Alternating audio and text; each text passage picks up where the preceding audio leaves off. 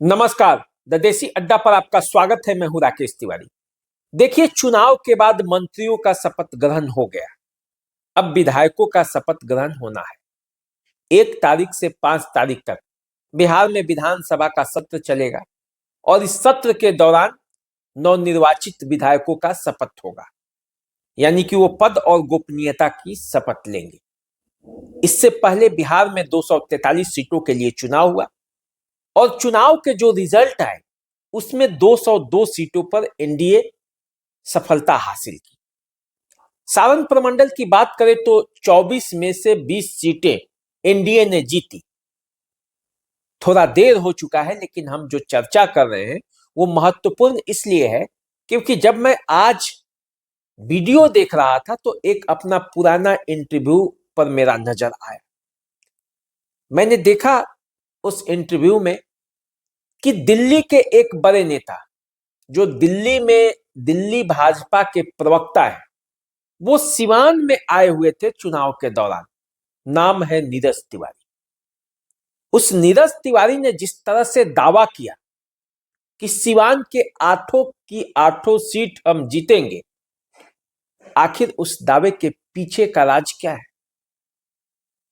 नीरज तिवारी इतना कॉन्फिडेंट क्यों थे कि सिवान की सभी सीटें हम जीत लेंगे, जबकि कहा जा रहा था कि लड़ाई बड़ी जबरदस्त है, महागठबंधन और एनडीए के बीच सीधा सीधा फाइट है। लेकिन नीरज तिवारी कॉन्फिडेंट थे और इतना कॉन्फिडेंट थे कि उन्होंने कहा कि लिखकर रख लीजिए, ये होगा। क्या क्या होगा, क्या लिखने के लिए नीरज तिवारी ने कहा था, पहले एक बार वो वीडियो देख लीजिए। कि आप लिख लीजिए, आज 14 तारीख को रिजल्ट देखिएगा। मंगल पांडे जी भारी बहुमत से चुनाव जीत के जाएंगे और सिवान की सेवा के लिए हमेशा तत्पर रहेंगे। ये मैं आप 14 को हमको फोन कीजिएगा। मंगल पांडे भी जीतेंगे और रघुनाथपुर का जो सीट है, दुरौंदा का जो सीट है, बड़हरिया का जो सीट है, दरौली का जो सीट है, जीरादेई का जो सीट है, गोरियाकोठी का जो सीट है, सारे सीट हम लोग जीतेंगे। इसमें कोई संशय नहीं है। हमने अपने कार्यकर्ताओं, अपने पदाधिकारियों और अपने पार्टी के लोगों का और जन समाज के हर वर्गों का मंशा देखा है। एक सुर में लोग एनडीए के साथ। देखिए, ये तो सिवान के 7 सीटों की बात हुई। जब हमने महाराजगंज के बारे में बात की, महाराजगंज विधानसभा क्षेत्र के बारे में सवाल उठाया, तो उन्होंने सीधा कह दिया और ये बता भी दिया कि कितने वोटों से महाराजगंज के विधायक जीतेंगे, और अमूमन वही हुआ। उतने ही वोटों से लगभग महाराजगंज के विधायक हेमनारायण शाह जीते। एक बार जरा उनका वीडियो देख लीजिए। महाराजगंज भी हम जीतने जा रहे हैं। महाराजगंज की सीट भी हम जीतेंगे। 20,000 से ऊपर वोटों से महाराजगंज की सीट जीतेंगे हम। अब सवाल ये उत्पन्न होता है कि आखिर नीरज तिवारी इतने कॉन्फिडेंट क्यों थे? क्या जनता का वो नब्ज समझ गए थे? उस नब्ज को महागठबंधन के नेताओं ने नहीं समझा, महाराजगंज और आसपास के लोगों ने नहीं समझा था, या लोग समझ रहे थे और समझकर समझना नहीं चाह रहे थे कि आखिर एनडीए इन सीटों पर बढ़त बना रही? देखिए, यदि नीरज तिवारी के आंकड़ों को देखें तो सिर्फ एक सीट रघुनाथपुर से उनकी बातें सत्य नहीं हुई, वहां पे भी कांटे की लड़ाई हुई। नहीं तो सभी 7 की 7 सीट एनडीए ने जीत ली। और उन्होंने ये कहा भी था कि 2 सीटों पर ही केवल संघर्ष है और उन्हीं सीटों पर से कोई सीट इधर उधर हो सकता है। एक बार वो भी वीडियो देख लीजिए। हम तो कुछ नहीं कहेंगे क्योंकि हम तो सबका सुनते हैं और दर्शक और जनता जो है वो सबका सुनती है। 14 तारीख को हम फिर आपसे मिलेंगे और तब जानेंगे कि 8 सीटों में कितने सीट महागठबंधन के पास गया और कितना। आप तो उसको शून्य पर आउट कर दिए। नहीं, शून्य पर देखिए, 2 जगह लड़ाई है, बाकी जगह तो हम क्लीन स्वीप कर रहे हैं। 2 जगह कौन कौन जगह है जहां लड़ाई? आपको आइडिया होगा, 2 जगह लड़ाई है जो मैंने। अरे मुझे तो आइडिया है, हम आपके मुंह से सुनना चाहते हैं।